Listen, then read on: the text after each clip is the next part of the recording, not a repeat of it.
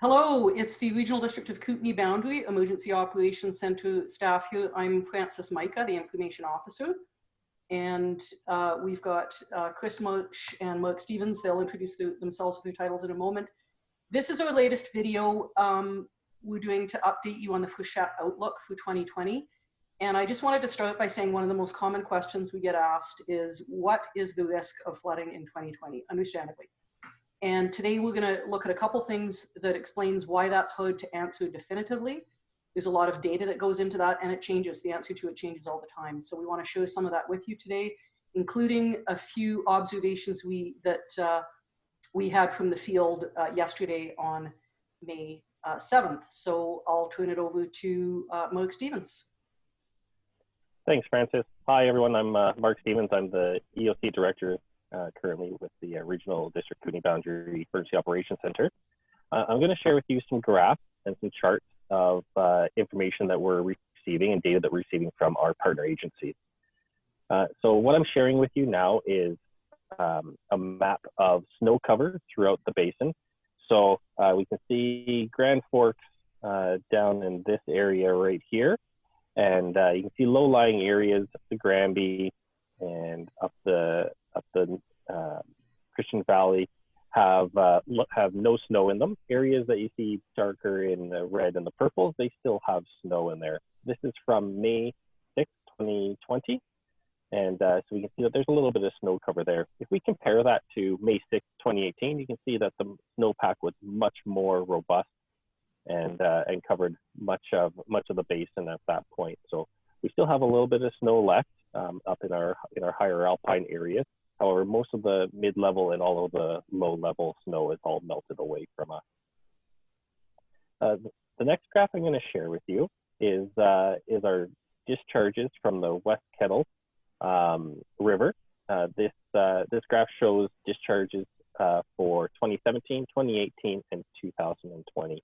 So 2017 is this blue color, 2018 is this orange color, 2020 is the red color.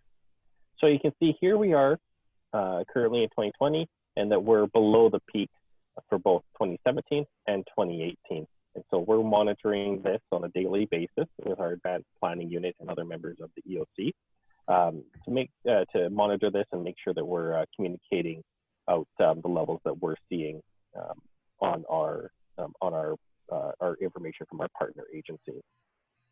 So with that, I'm going to turn it over to Chris Marsh and talk a little bit about what was seen over in the boundary.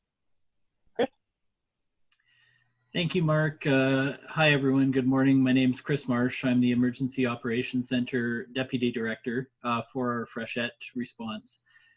Myself and Christina Anderson, who you've seen on these videos before, she's our watershed planner for the Boundary Integrated Watershed Service. We did a tour through the West Boundary and through the boundary yesterday, looking at known problem sites where we've had issues before with flooding. As everybody knows, we had a significant rainfall on Wednesday. It caused a lot of our smaller streams to come up right away and to achieve some pretty high readings.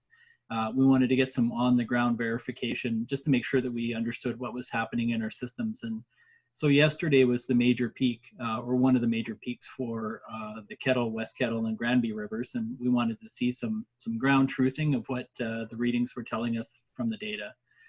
We did a tour, started our tour out in the Blythe Rowan area in the West Boundary on the West Kettle. It was an area of concern for us in 2018 and one of the locations that we saw our initial flooding. The good news is, the river was high there, and we were there right at the peak, but we didn't see any issues with access or property damage, anything like that. We continued our tour down through Westbridge and down through Rock Creek, where we know we have some issues. Good news there as well, not seeing a whole lot of issues with erosion, flooding, or groundwater issues. We had a look at Boundary Creek as we went through Midway and Greenwood.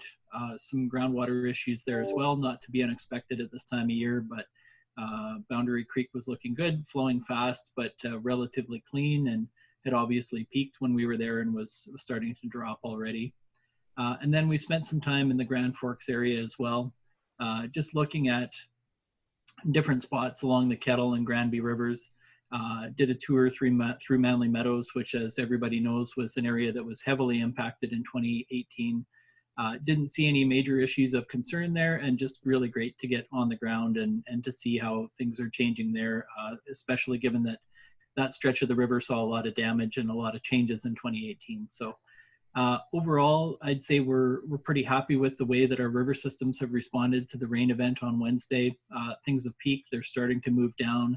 Our cooler temperatures and lack of rain at this point is going to help us with that. But of course, we're vigilant through the weekend and into next week when we are expected to get some warmer temperatures. But you know, we're very aware that our snow conditions are very different than they were in 2018. So we're hopeful that we don't have any issues, but we'll keep our eyes on things for sure. We had a great site meeting yesterday with some representatives from the city of Grand Forks and Grand Forks Fire and Rescue. Did some on-the-ground work around pre-planning for temporary flood protective works, considering things like access points for where those things can go, underground utilities, anchor points, things like that. Just making sure that we have everything all ready to go if we do need those resources. But at this point, we're not planning to have to put them in. Great to know that they're in the community if we need them. And I just wanted to add a point on the forecasting. So our advanced planning team is doing a lot of work trying to understand the forecasts and trying to establish risk, as Francis said. It's incredibly challenging. We've had 2 significant rain events now that were unforecast, where we got more rain than was forecast.